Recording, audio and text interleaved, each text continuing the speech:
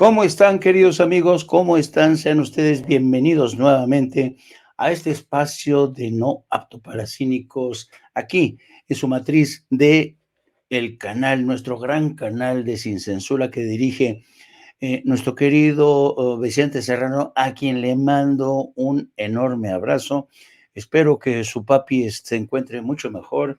Y bueno, espero de verdad que la cosa salga bien, porque esos asuntos de familia duelen en la entraña más íntima. Bueno, dicho esto, quisiera que habláramos hoy de lo que yo llamo el manual del perfecto idiota en la oposición mexicana. Y suena interesante, ¿no? Pero quisiéramos algo de historia para que vean por qué he elegido este título para este programa. Es un programa que básicamente pretende ilustrar los cambios tan caprichosos que da la historia. ¿Eh? En la década a mediados de los noventas, en el año de 1996, salió al mercado un libro que se llamó poderosamente la atención. Un libro que firmaban, entre otros, Mario Vargas Llosa, su hijo Álvaro, entre otros, Carlos Montaner, que se llamó El Manual del Perfecto Idiota Latinoamericano. Y entre sus contribuyentes o sus escritores que decidieron crear este manual se encontraban, claro, Álvaro Vargas Llosa, el hijo de Mario Vargas Llosa, Carlos Alberto Montaner, un líder opositor cubano, y Plinio Apuleyo Mendoza. Bueno, y el prólogo, un prólogo bastante, ¿cómo les diré? Bastante generoso de Mario Vargas Llosa, que con el tiempo, ustedes saben, Mario Vargas Llosa se ha convertido en la punta de lanza de un movimiento conservador que pretende atacar, que pretende lanzarse contra los gobiernos de izquierda que han conquistado a través de las urnas los gobiernos de Colombia, México, Honduras, Brasil, Chile, Argentina, entre otros. Bueno, pero es importante que conozcamos el contexto en que nace este libro, en que surge este libro del manual del perfecto idiota latinoamericano. Decía que se publica por primera vez en 1996.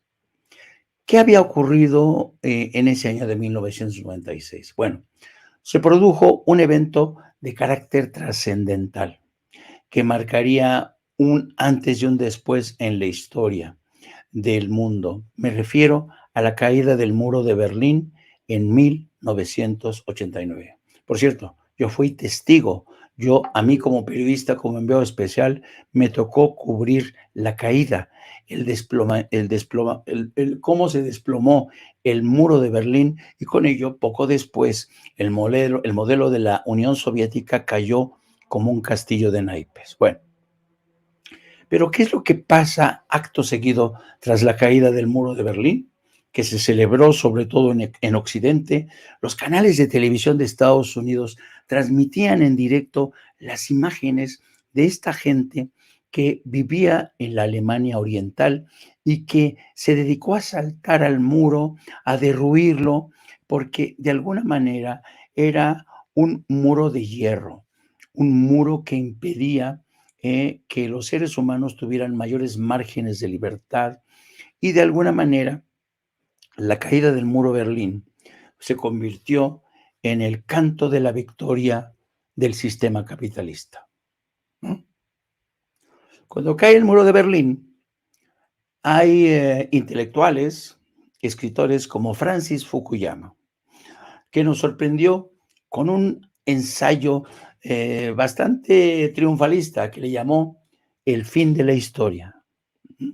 El fin de la historia, refiriéndose al fin de la historia del socialismo real, del capitalismo, del socialismo.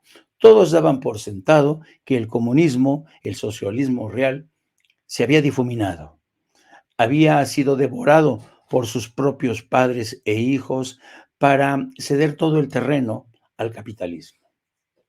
Y fue en esta época de envalentonamiento de la derecha liberal que gentes como Mario Vargas Llosa publican este libro del Manual del Perfecto Idiota Latinoamericano para criticar a políticos, especialmente de América Latina, de México, de que siguieran apostando por ideologías de izquierda.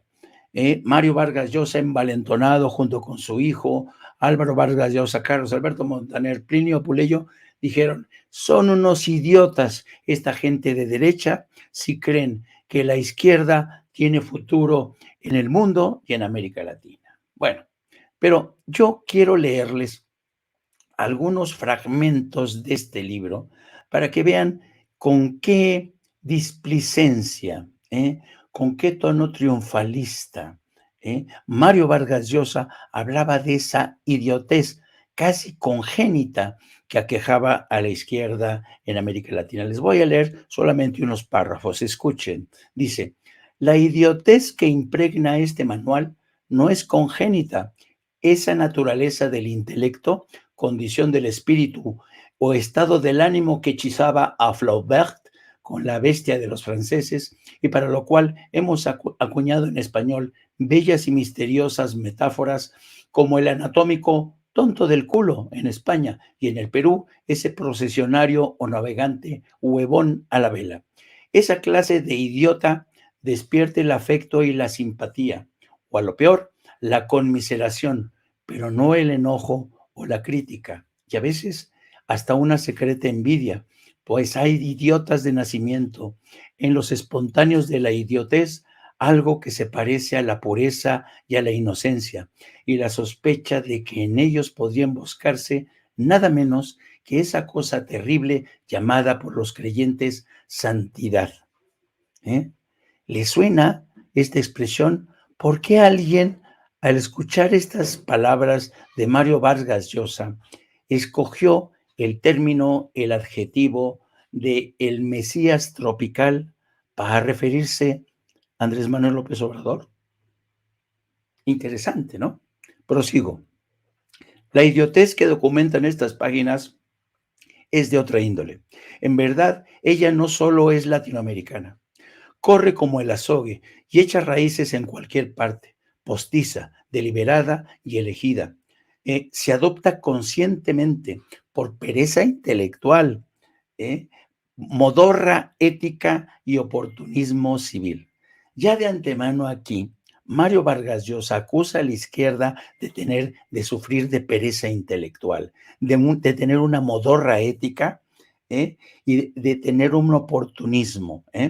Ella es ideológica y política, pero por encima de todo, frívola, frívola, pues revela una abdicación de la facultad de pensar por cuenta propia, de cotejar las palabras con los hechos que ellas pretenden escribir, de cuestionar la retórica que hace las veces de pensamiento. Ella es la beatería de la moda reinante, el dejarse llevar siempre por la corriente, la religión del estereotipo y el lugar común.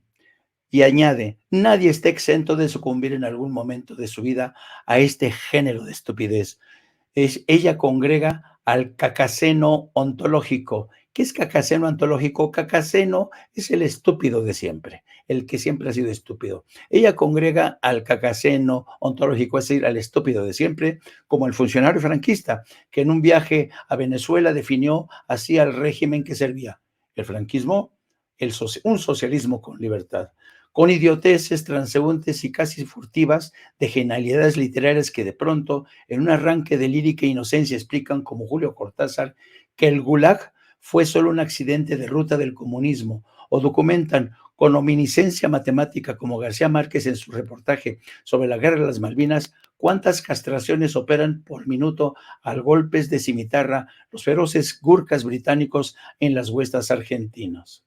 Entonces, aquí habla de la idiotez que dice Mario Vargas Llosa, es la idiotez sociológica, la de la ciencia histórica, la de izquierda y la derecha, la socialdemócrata, la demócrata cristiana, la revolucionaria, la conservadora, y hay también la libertad, la politóloga y la periodística. Todas aparecen aquí retratadas y maltratadas sin piedad, aunque eso sí, con un humor siempre sabroso y regocijante. Fíjense, Mario Vargas Llosa intenta justificar así este manual del idiota para regodearse de la derrota sufrida por la izquierda, ¿eh? Por esta izquierda que vio en la caída del muro de Berlín una de la derrota del que se pensó nunca podía recuperarse. Pero la historia siempre es caprichosa, ¿no? La historia nunca avanza en sentido lineal. Siempre se producen estos zigzags que resultan fascinantes. Bueno, pasa el tiempo y en medio de este envalentonamiento vemos cómo Mario Vargas Llosa se transforma en un vocero de esta derecha liberal, ¿no? Que proclama que la izquierda agrupa a un hato de idiotas, de estúpidos que están en contra de las libertades, y en este arranque se lanza y se junta con personajes como Ernesto Zedillo, Felipe Calderón, el señor José María Aznar, y todos al unísono cantan: esta izquierda tiene que terminarse. El foro de Sao Paulo se ha convertido en una especie de aquelarre de la izquierda mundial que ha decidido hacerse con el control de los gobiernos en América Latina. Y para justificar aún más su cruzada contra la izquierda, Mario Vargas Llosa le da por enaltecer a políticos mexicanos como Ernesto Zedillo, del que, según él, México tendría que incluso que se ha cometido una tremenda injusticia con Ernesto Zedillo, a quien debería de construírsele un monumento. Fíjense bien cómo defendía Mario Vargas Llosa a Ernesto Zedillo. Gracias al señor Zedillo, al que yo considero un verdadero héroe latinoamericano. ¿Qué pasó? Los mexicanos pudieron votar en libertad y esto tuvo automáticamente una consecuencia. La sociedad mexicana se reformó profundamente y en la buena dirección. Y los mexicanos vivieron una libertad que desconocían, que no sabían que existía hasta entonces. Y eso fue gracias al señor Zedillo, a quien los latinoamericanos deberíamos tener en un monumento. ¿Qué tal?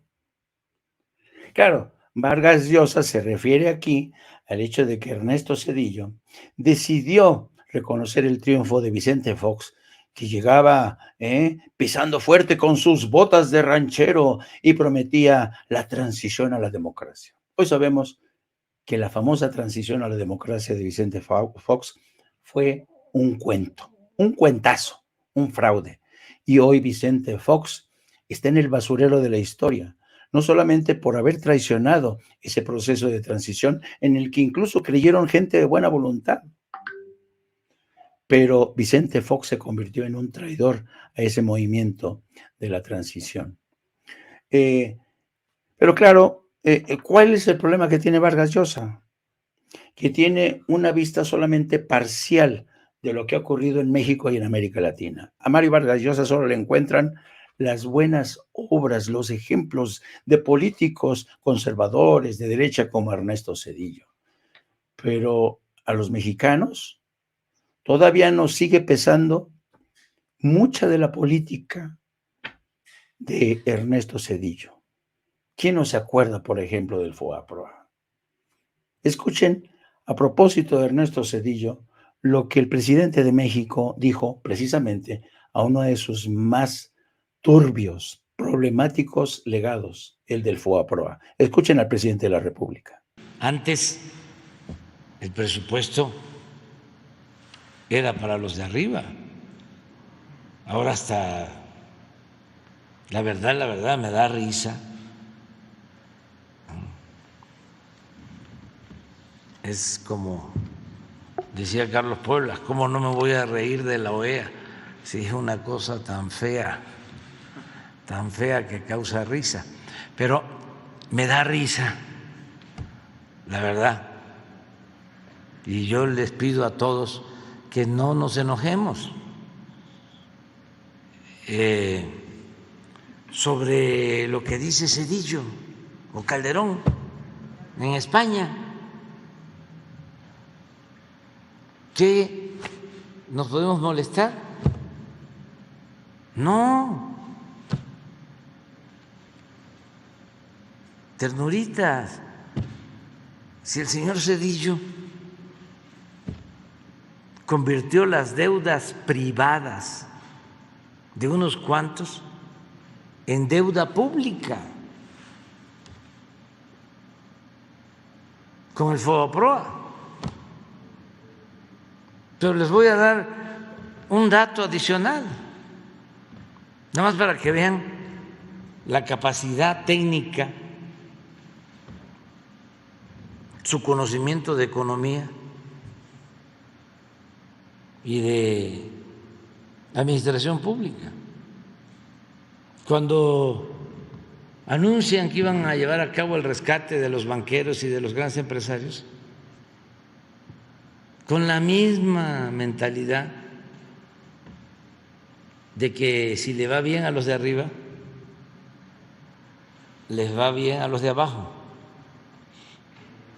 que si llueve fuerte arriba, gotea abajo, que si la crisis que originaron Salinas y Zedillo se enfrentaba ayudando a los de arriba, esto iba a jalar a las pequeñas y a las medianas empresas y iba a ser benéfico para el pueblo de México. Bueno, hizo el cálculo en un informe de que iba a costar el rescate 125,000 millones de pesos. Ahí está escrito en un informe.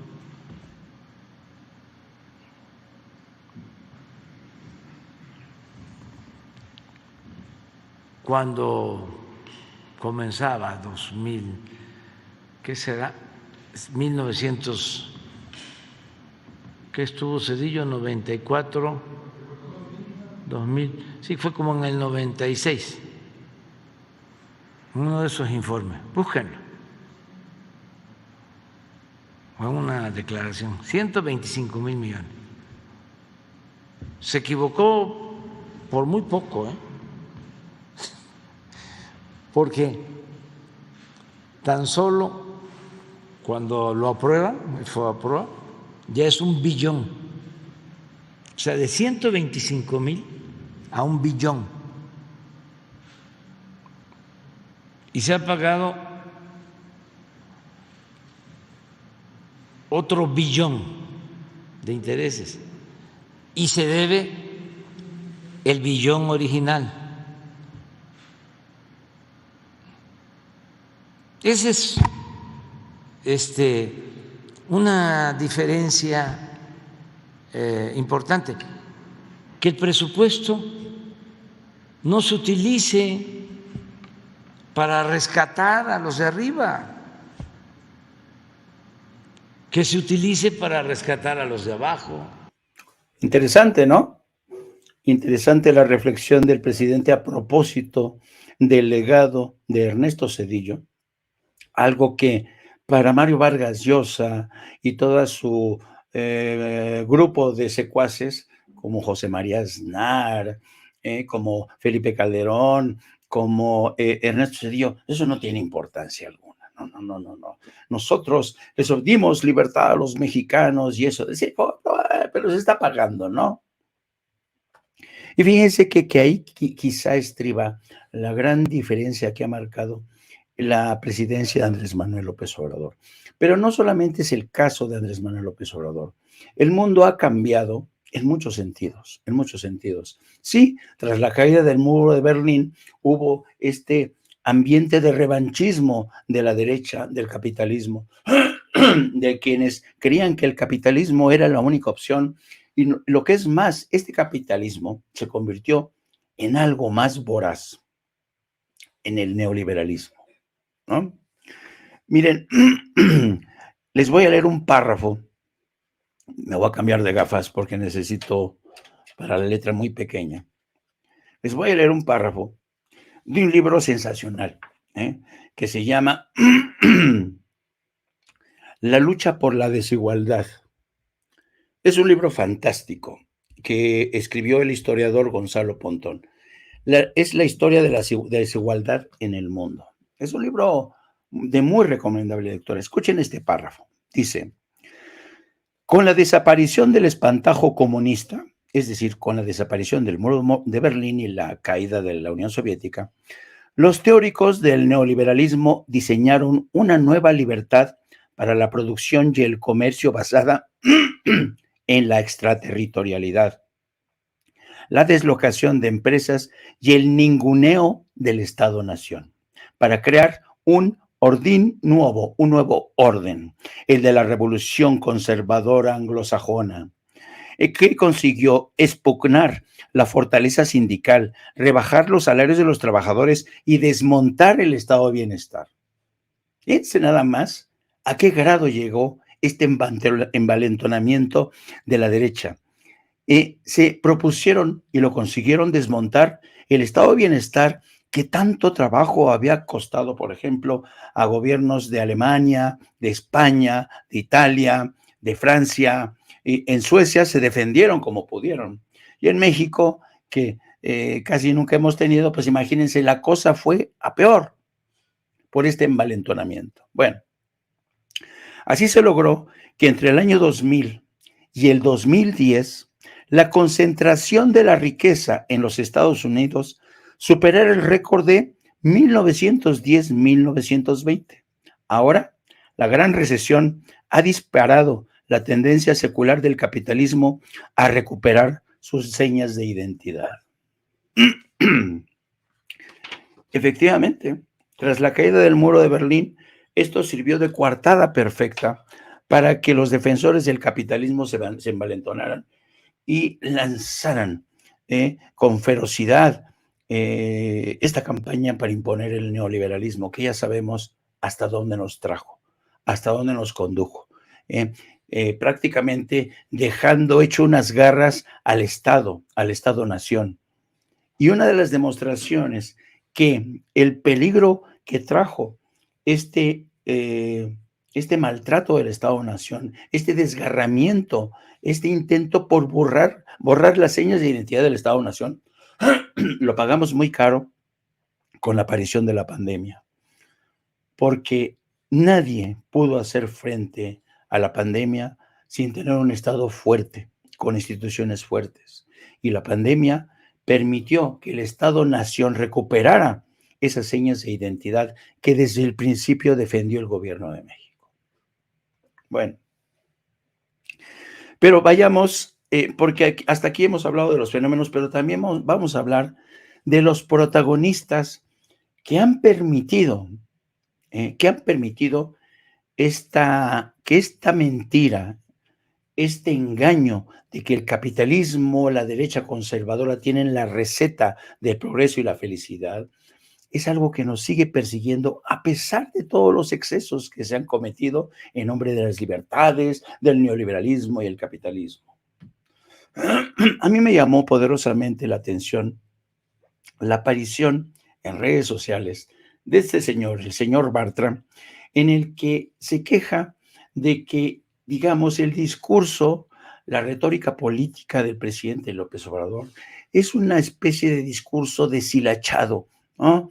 Que no aterriza del todo bien en las políticas públicas. Vean ustedes cómo caracteriza Bartra el problema que tiene, dice él, el presidente de México, que dice, carece de una intelectualidad orgánica como la tuvieron en el pasado los gobiernos del PRI y el PAN. Escuchen al señor Bartra.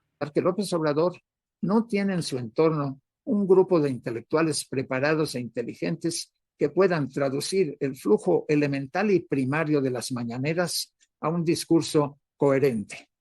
La derrama cotidiana de palabras tiene como objeto lo que el presidente llama el pueblo, con comillas, que no absorbe discursos sofisticados y no parece que nadie pueda traducirlo a una versión inteligente y coherente. El régimen carece de una intelectualidad orgánica fuerte. Se reduce a unos cuantos comentaristas, algunos caricaturistas y muchos matraqueros que repiten. ¿Cómo ven al señor Bartra? ¿Se dan cuenta?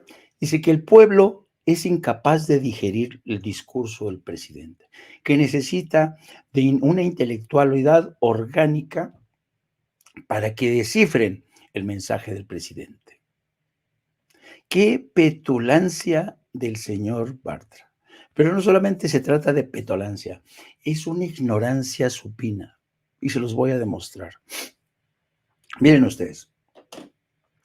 Durante mucho tiempo, en México particularmente, siempre se le concedió a los intelectuales, a los columnistas, a los periodistas, esta especie de, eran como las capas herodianas, ¿no? Que son las capaces de entender el mensaje del poder político para traducirlo, para aterrizarlo, para que esas masas de ígnaros que componen el pueblo entiendan qué es lo que quiso decir el presidente.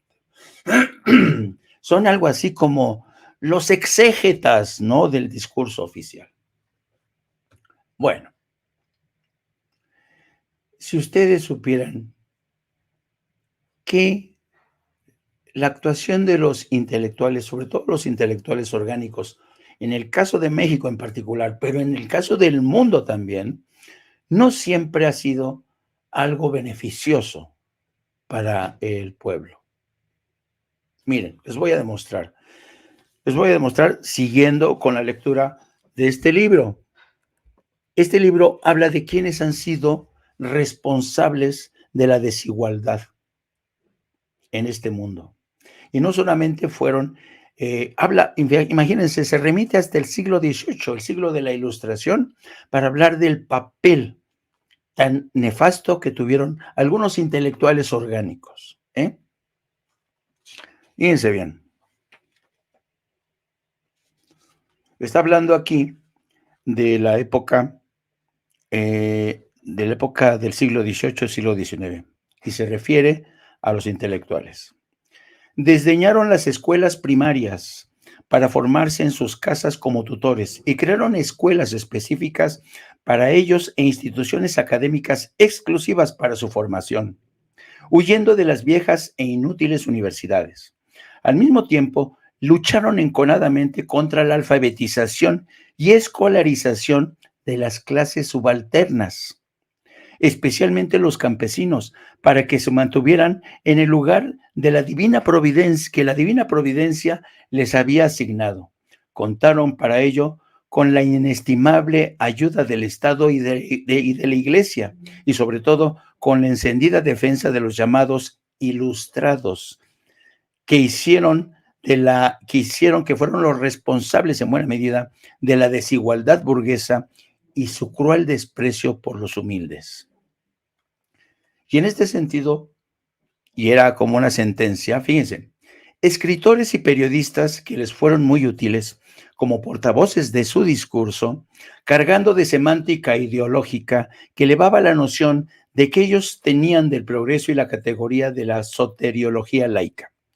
Por eso fundaron y controlaron periódicos y revistas y alentaron aventuras editoriales de todo tipo, como la Enciclopedia, que fue un sostén de la lucha burguesa contra los privilegios de la nobleza y la iglesia, y protegieron y financiaron a los filósofos en general, quienes con su defensa de la razón frente a los desacreditados argumentos de la autoridad del antiguo régimen y con su temor a las masas, que por otra parte despreciaban, fueron sus mejores aliados en la lucha por la desigualdad que libraban en dos frentes.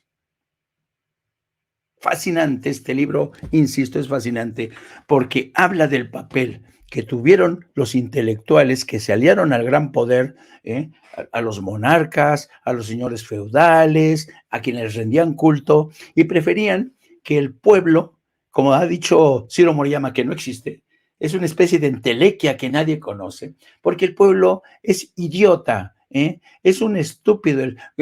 Como dicen esta gente de derecha, son unos idiotas, ¿no?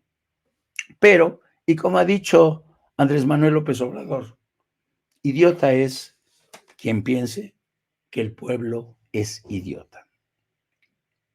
Pero estamos hablando de los intelectuales. Vámonos ahora a detenernos un poco con los políticos. Sobre los políticos de nuevo cuño, de nueva aparición, una clase política, la mexicana, que, santo Dios, realmente, yo creo que nunca, como en la historia reciente de México, hemos visto desfilar a políticos, Dios mío, que carecen de todo.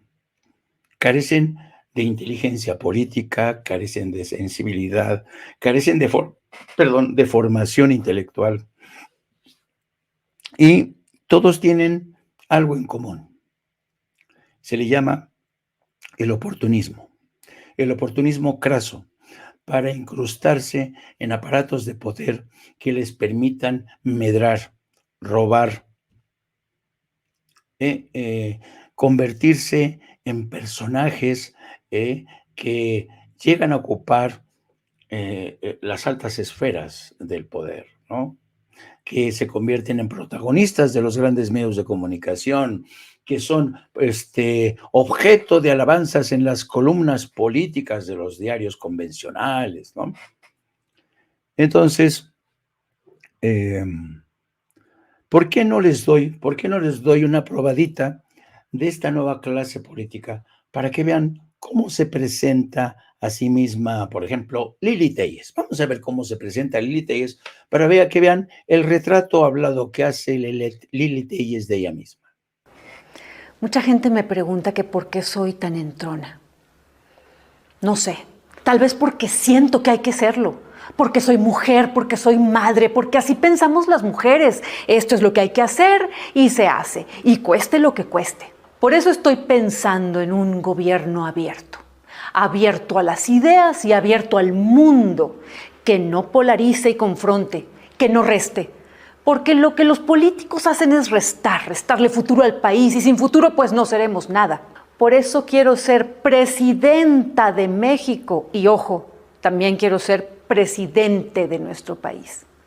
Porque me niego a conformarme con su idea de pueblo, un pueblo que según ellos no aspira a nada, ni a una vida mejor, ni a tener nuevas posibilidades, ni sueños. Si los políticos no aspiran a nada, las madres sí. Eso hacemos todos los días, aspirar a lo mejor para los nuestros. Yo creo en las personas distintas una de la otra, que sí quieren llegar más lejos. Eso es democracia. Lo demás, lo de ellos, no es que sea politiquería, ni eso, es pura palabrería. Presidenta y presidente, cuenten bien las palabras, no hay una sola de más. ¿Sí? Esa es la carta de presentación de Lili Téllez, que se ve a sí misma como futura presidenta de México. Miren, yo creo que si en algo podemos coincidir, quienes estemos a la derecha, el centro, a la izquierda del espectro político en México, si hay algo que podemos coincidir, es que México es una gran nación. México es un gran país, con una historia formidable, con una cultura, con unos ciudadanos increíbles. Los mexicanos tenemos esta veces doble forma de ver a nuestro país. Lo retrató muy bien Emilio Pacheco en aquel poema de Alta Traición, cuando decía que los mexicanos se empiezan diciendo odio a México, ¿no? Odio a mi país. Cuando se refieren a la clase política, cuando se refieren a los malandros, a los ladrones, a gente corrupta, ¿no? Pero, como dice el poema de señor José Agustín, daría la vida por algunos de sus bosques, por algunas de sus montañas y por alguna de sus gentes, porque México a pesar de esta campaña nauseabunda que manejan sobre todo en Televisa, que se la pasan todo el día con notas amarillistas de secuestros, de balazos, de incendios, tenemos un gran país. Un gran país. Tenemos ciudadanos que se levantan todos los días a trabajar, que se esfuerzan por darle a sus hijos un futuro mejor.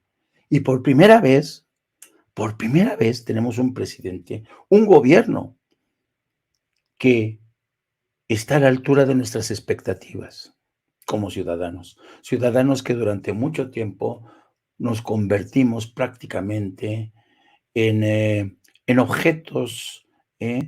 En objetos que cada 6 veces se les consentía, se les decía vote por mí y después ya no te conozco. Y esta gente que llegaba cada 6 meses a tratar de conquistarnos, después resultaba que se enriquecía y se largaba al extranjero. Ahí tenemos el caso de Enrique Peña Nieto. Ahí tenemos el caso de Felipe Calderón, ¿no? Y muchos otros políticos que solamente han aprovechado el cargo para enriquecerse, para robar. Ahora, en honor a la verdad, yo reconozco que los tiempos que corren en México y en el mundo no son fáciles para la clase política, ¿no? El mundo en el que vivimos es un mundo cada vez más volátil, cada vez más explosivo, cada vez más desconcertante. Déjenme que les lea una parte de una columna de un ensayo interesante, muy interesante, que escribe Daniel Innerati.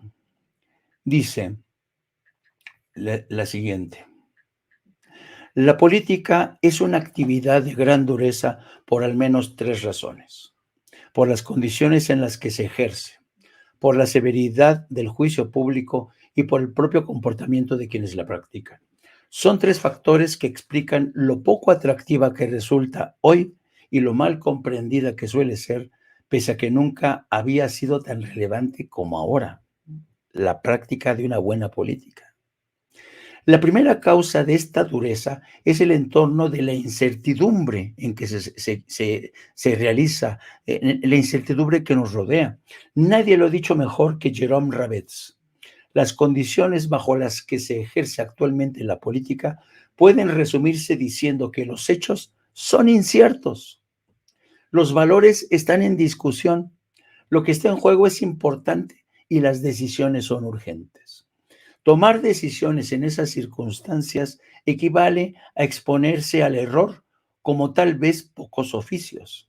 Esto explica el hecho de que la política esté funcionando como una trituradora de líderes, a los que no se les perdona con facilidad las equivocaciones, apenas se les concede una segunda oportunidad y con frecuencia abandonan una batalla que les exige demasiados sacrificios personales.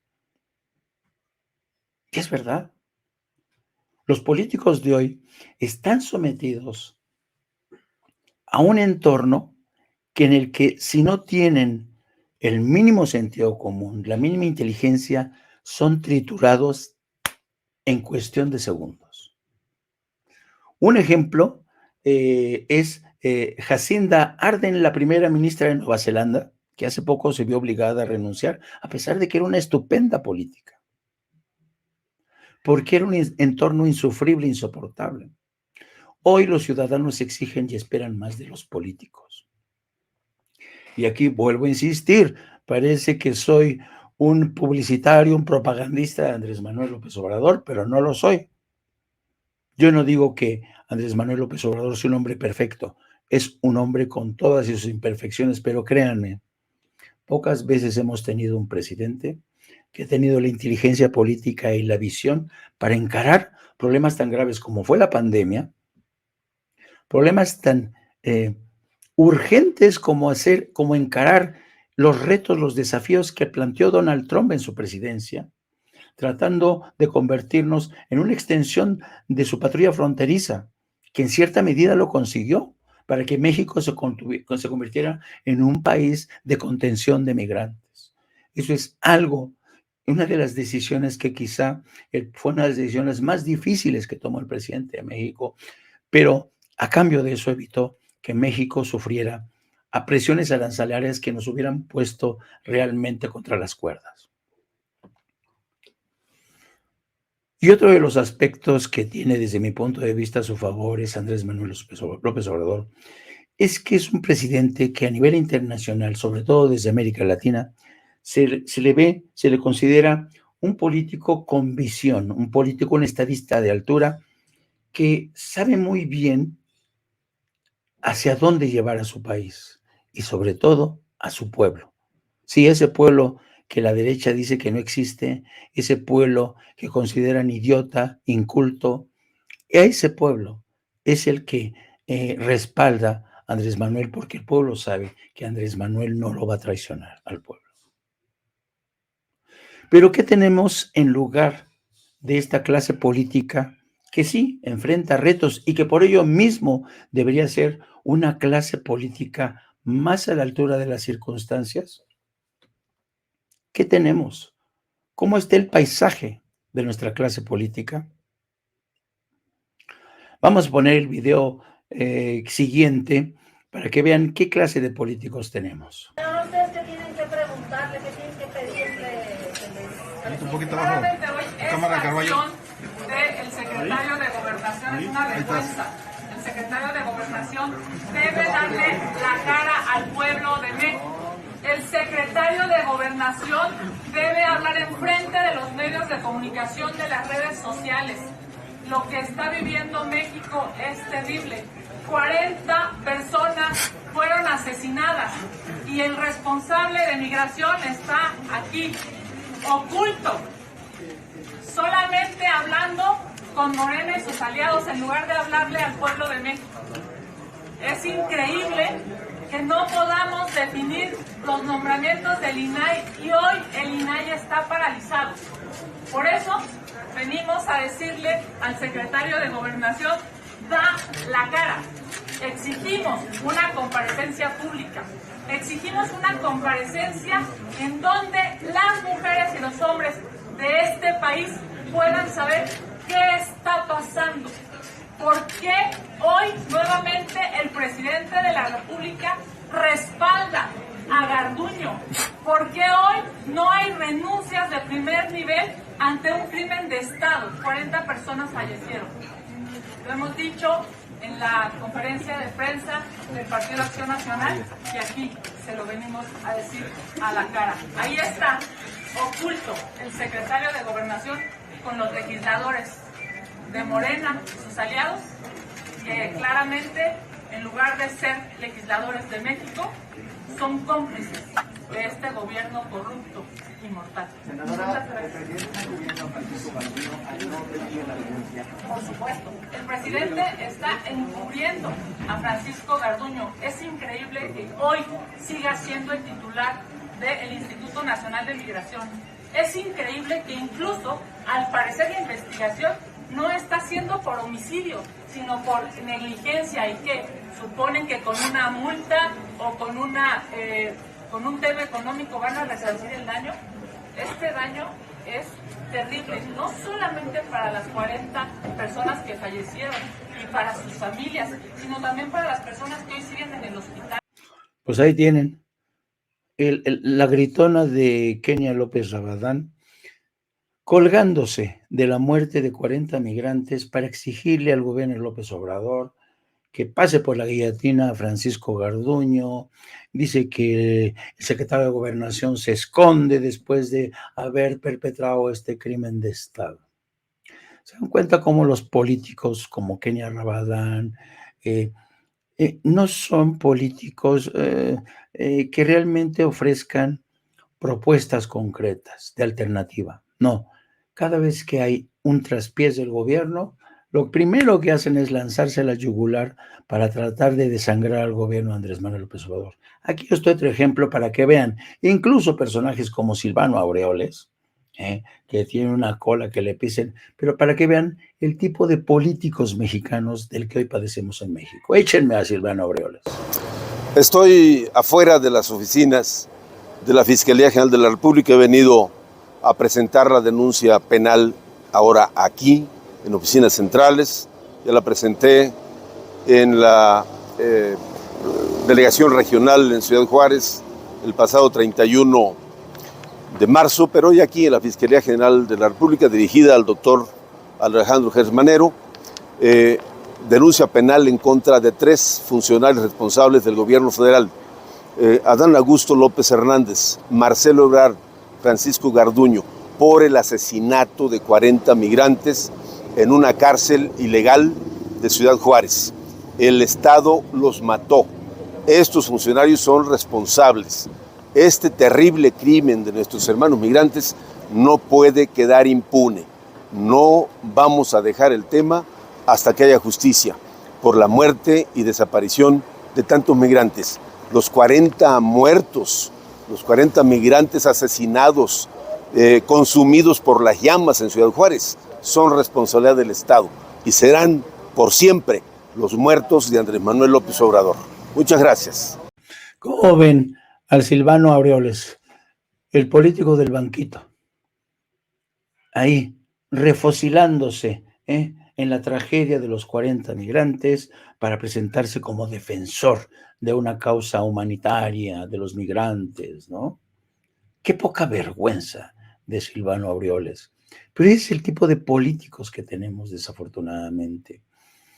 Gentes realmente de instintos bastante primitivos, que no defienden ideas, lo que defienden son cargos, prebendas, dinero. ¿Y se acuerdan ustedes la forma en que reaccionó Marquito Cortés cuando sentenciaron, cuando consideraron culpable, encontraron culpable el jurado de 12 personas en Nueva York, al señor Genaro García Luna, para que vean también el tipo de reacción de una oposición que a la hora de la verdad esconde las vergüenzas y dicen que ellos no tuvieron nada que ver con estos criminales? Escuchen a Marquito Cortés. ¿Qué tal, amigas y amigos? México está viviendo tiempos oscuros. Con López Obrador nos hemos convertido en un narcoestado, en un régimen autoritario donde se persigue a los opositores y la procuración de justicia no es pareja. El gobierno presume como suyo el caso de García Luna, quien penosamente tuvo que ser juzgado en los Estados Unidos, porque el gobierno de López Obrador no tuvo la capacidad para hacerlo en México. De manera tramposa, perversa y dolosa, el oficialismo morenista trata de identificar a García Luna con el PAN, pero él nunca fue panista. Presidente, ya no le siga mintiendo a la gente. Él con nosotros no tiene nada que ver. Por ello, es necesario hacer 2 precisiones. Primero, García Luna nunca ha sido militante del PAN. Si cometió delito, deberá pagar las consecuencias. Nosotros creemos que quien la hace debe pagarla. Segunda, Acción Nacional seguirá denunciando los vínculos del gobierno y de Morena con el narcotráfico y sus grupos delictivos, como ocurrió en 2021 y en 2022, que fueron el brazo electoral del oficialismo. Este gobierno actúa con dilaciones, favoritismos y componendas, pero tarde que temprano, quienes hoy están vinculados con el narcotráfico lo pagarán aquí y en los Estados Unidos. Hay muchísimos indicios del acuerdo del gobierno con el narcotráfico. Desde el acto simbólico en el que el presidente se baja de su camioneta para ir a saludar a la madre del Chapo, las fotografías en reuniones con delincuentes, hasta la política de los abrazos a los criminales. Con Morena, los narcos duplicaron el territorio bajo su control. Los homicidios y feminicidios alcanzaron récords. Creció el despojo de tierras y ganado. Por eso, tarde que temprano van a pagar por tanta violencia y por tantos muertos. En el 2024 perderán el poder que hoy les da impunidad. Junto con la sociedad y la gente, los partidos verdaderamente opositores, vamos a corregir el rumbo de México. ¿Cómo ven a Marquitos Cortés tratando de desmarcarse de un hombre que fue fundamental, pieza clave bajo la presidencia de Andrés Manuel López Obrador? Digo, perdón, qué lapsus tan horroroso, bajo la presidencia de Felipe Calderón. A propósito de lapsus, me decía que dije 6 meses en lugar de 6 años, perdón, es que a veces el cacahuete no me furula bien. Bien, pues ahí tienen el caso de Marquito Cortés, tratando de desmarcarse de todos aquellos hombres a quienes se les rendía pleitesía y que jugaban un papel fundamental en el PAN. Tenían contratos el partido con Genaro García Luna, al que hoy tratan, del que quieren desmarcarse, huir de él como si fuera la peor de las pestes, que lo es. Así es que, pero ese es el tipo de políticos. ¿Y qué me dicen de Alito Moreno? Miren, para que vean, gracias a la gobernadora de Campeche, que ha desnudado, le ha bajado los calzones a Alito Moreno, nos hemos podido percatar de la clase de persona tan deshonesta, tan corrupta que es Alito Moreno. Escuchemos los tratos de Alito Moreno. Conversación con Vladimir de la Torre. No lo había visto, pero bueno, hay que estar atentos. Ya ven, es alguien que tiene información de adentro. ¿Por qué ponen muchos nombres y muchas realidades? Atentos. Sí, yo ni conozco la mitad de ahí. Lo acaban de subir. Sí, muy bien. Atentos. Sí. Cambia todos y que lo vuelvan a hacer. Y hagan así, inventando otras para que hagan fake news y la chingada. Dupliquen, pongan nombres de todos los demás. Pon uno del Campeche hoy, lo de Ceso, pongan América Zar, ya sabes. Igual con millones de pesos del Álvaro Obregón, inventen. Y un tema ahí con Eliseo, también inventen, hagan gráficas, ya sabes. Sí, va, está bien. Hay que estar atentos, ¿ok?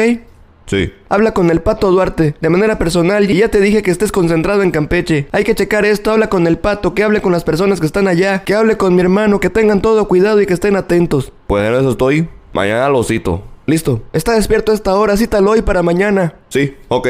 Sí, muy bien. Tiene solo 2 likes, pero no es un medio campechano. Sí, muy bien, hay que estar atentos. Ya te dije, genera noticias, fake news. Igual similar a eso, cambia las fotos, pon a otros actores, pon a Laida de otros medios. Saca sus gasolineras, saca sus propiedades de ella. Y pon a América, pon al Ceso, pon a toda su familia, los negocios de renta. ¿Cómo ven, Alito Moreno? La exquisitez, la fineza de Alito Moreno, dando instrucciones a su subalterno, para que le dé una vergüenza, para que ataque con todo la oposición y a Laida Sansores. ¿Es esa clase de políticos que México se merece? Esta bola de gañanes, corruptos, ladrones. Realmente México no se merece esto. Pero hay otro fenómeno igual de criticable, porque se dan cuenta que los políticos de hoy buscan la manera de polarizar, de atizar a sus bases, ¿no?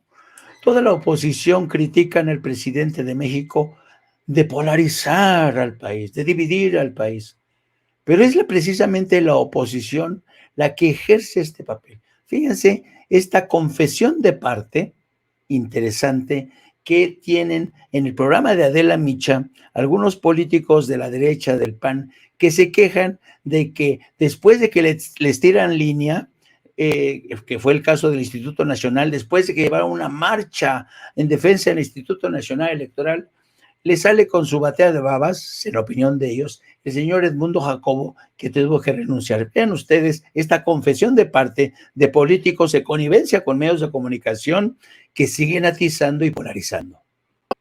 Yo tengo una crítica a la decisión de Edmundo Jacobo. Es justo lo que quería preguntarles. Oye, tanta indignación. ¿No? El INE no se toca. Tanta indignación movilizada. Lo conozco bien porque cuando yo fui representante en esa mesa, se decía un hombre íntegro, lleva muchos años con mucha formación, estaba en la defensa de la autonomía del INE y los amparos, para que después de que se movilizó tanta indignación política, de ahí vienen por el INE, diga, pues yo ya me voy. Y ahora, ¿cuál es el problema? Designar al próximo secretario ejecutivo va a ser de mayoría calificada de los 11 integrantes, de los cuales 4 vienen por el sorteo. Claro. Entonces, los 4 se van a sentar junto con el resto del consejo, los 11 integrantes del INE, para nombrar por mayoría calificada al próximo secretario ejecutivo que conduce la administración y la organización del INE. Entonces, si el INE no se toca, ¿por qué renuncia? Sí, yo dije tanto pinche pedo. ¿Se acuerdan de mí? No, pues sí. Y luego dicen, con todo respeto a su decisión personal, pero entonces si vamos a acabar en esto, ¿por qué nos dicen que nos tenemos que indignar y pronunciarnos en las redes y en los amparos y tal? Para decirnos, ya me voy. Claro. Ya te dejo el tiradero. Yo también estoy de acuerdo, O sea, no O sea, el señor Jacobo dejó clarísimo que no fue merecedor del apoyo que tuvo. Sí, porque fue un apoyo multitudinario, gigantesco. Mira, que lo agradezca, ¿no? Y que no diga que no es merecedor. Pero con lo que hizo, si no es merecedor. No, por eso, gigantesco para él, regresa. Y es terrible cuando tú dices, híjole, pues sabes que tenían razón los otros. Pues sí. Sabes que sí, lo único que demostraste es que fuiste un empleado de tu jefe. Claro. Que era lo que te criticaban, que te va a salir el jefe a decir, se va y qué bueno, porque dices, un acto de congruencia. Para salvar al INE hay que dejarle los espacios libres. Oye, regresó con aplausos, ¿no? En una suspensión de amparo. Nunca su nombre se mencionó tanto. Toda la discusión era decir, oye, aquí en el INE hay gente de carrera. Es muy importante que un señor atraviese las administraciones, porque significa esto y esto. El señor Jacobo representa este asunto y este otro, y mira toda esta defensa y todo. Ya, decía, no, ya me voy, y yo no quería ser famoso, y me hicieron, y fui parte del debate, y me voy con mi jefe. Mira, pero hay una razón ¿sabes por qué fuiste famoso? Qué pena que se te apoyó, ¿eh? Qué pena, no lo merecías. No estuviste a la altura del problema. Pues ya te vas con tu amigui. Pues mira, ahora sí que bueno, literal, como diría el presidente y sus secuaces, ¿no? Pues disfruten su cheque. Disfruten su cheque. O sea, es lo que te queda, neta. No, pero qué mal. O sea, nos dejan a nosotros, y no le estoy pidiendo nada en absoluto. Quedamos todos como imbéciles. Pues ahí tienen santo cielo, este espectáculo tan bochornoso, en el que periodistas, al servicio de estos intereses, políticos que están entre las filas del PAN, dicen, oye, pero es que ya nos habían dicho que nos pusiéramos de acuerdo en la estrategia de las redes sociales, y cómo es posible que nos salga con este Edmundo Jacobo. ¿Se dan cuenta de qué tipo de gente se dedica a la política? Bueno, pero déjenme ponerles la cereza en el pastel en el caso de Xóchitl Gálvez. ¿Quién no se acuerda de esto?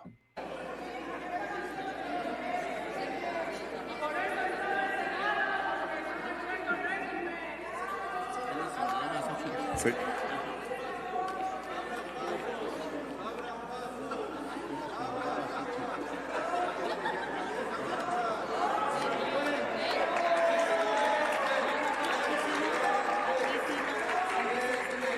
No puede la senadora Xóchitl Gálvez, claro que puede estar la senadora Xóchitl Gálvez, ella es senadora. Lo que no es correcto es que suba a la tribuna y violente el proceso. Le pido a la senadora Xóchitl Gálvez que se retire a el lugar que le corresponde porque está violentando la responsabilidad. Ahí tienen este esperpento de Xóchitl Gálvez, llegando a la Cámara de Diputados disfrazada de dinosaurio. Vuelvo a repetir, nos merecemos a esta clase de políticos. Déjenme leerles algunos de los idearios políticos para ya ir cerrando del que fue, desde mi punto de vista, uno de los grandes políticos de México. Me refiero a don Jesús Reyes Heroles. Fíjense lo que opinaba Jesús Reyes Heroles de la política. La política, la auténtica política, que es la que puede cambiar, transformar, modificar, hacer y deshacer, exige optimismo. Solo con optimismo y confianza se puede lograr que la vocación individual coincida con el quehacer colectivo. Solo la auténtica vocación política hace que se puedan sentir los intereses de una colectividad como intereses propios. Es precisamente por la existencia de los problemas por lo que los hombres estamos obligados a hacer política, a ocuparnos de la cosa más grande que corresponde al hombre, de la política. La política es una actividad de la más alta jerarquía espiritual. La política es tan limpia que ni los políticos sucios logran mancharla. Es tan grande que ni los políticos pequeños logran empequeñecerla. Grandes palabras de don Jesús Reyes Heroles. Coño, ¿cómo no? ¿Cómo no tenemos más Jesús Reyes Heroles?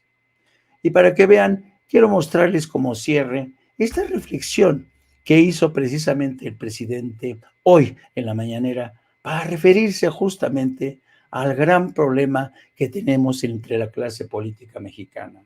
Una clase política que ya no sabe, que ha perdido el norte, completamente desbrujulada, y que ha elegido aliarse, no le importa que sean de izquierda a derecha, con el fan de mantener su cuota de poder. Eso es realmente de qué manera la promiscuidad ha llegado para corromper aún más a esta política. Escuchen estas últimas reflexiones del presidente. Estamos en eso. Mira, nada más concluimos, ahí está la foto. Ahí están juntos ya, agarraditos de la mano.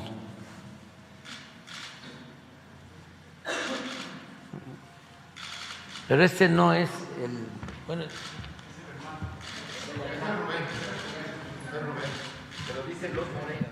sí. Este es el del PAN, que es Moreira. Pero ya que estamos en esto, dice, bueno, sí es el hermano, sí, pero también fue gobernador. Fíjense lo que hacían. Termina un hermano, ¿sí?, de gobernador y entra otro hermano. Digo, le deja la gobernatura al hermano. ¿Estábamos bien así? ¿Así era la cosa?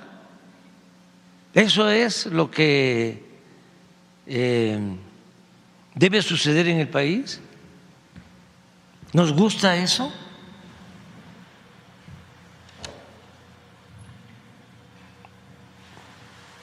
¿O esto? ¿Qué es una promiscuidad política? Una promiscuidad política. Y si me permiten terminar con esta última reflexión. Mario Vargas Llosa, cuando decide la publicación del Manual para el Perfecto Idiota, quizá nunca llegó a imaginar que este Manual del Perfecto Idiota serviría de título para este programa, para referirnos precisamente para el Manual del Perfecto Idiota que hoy sigue la oposición política en México para tratar de reconquistar el poder. La pregunta es, ¿esta oposición será capaz de recuperar el poder perdido presentándose disfrazada de dinosaurio en la Cámara de Diputados? Montándose encima de tragedias como lo de los 40 migrantes que murieron calcinados en un centro de detención de Ciudad Juárez, o tratándose de desmarcar de Felipe Calderón y su hombre de confianza, Genaro García Luna, que participó, que fue cómplice de los cárteles de la droga. ¿Van a poder recuperar el poder? O como con Alito, que quiere que sus medios de comunicación, a los que favorece, a los que les da su chayo, lancen campañas de desprestigio contra sus adversarios políticos.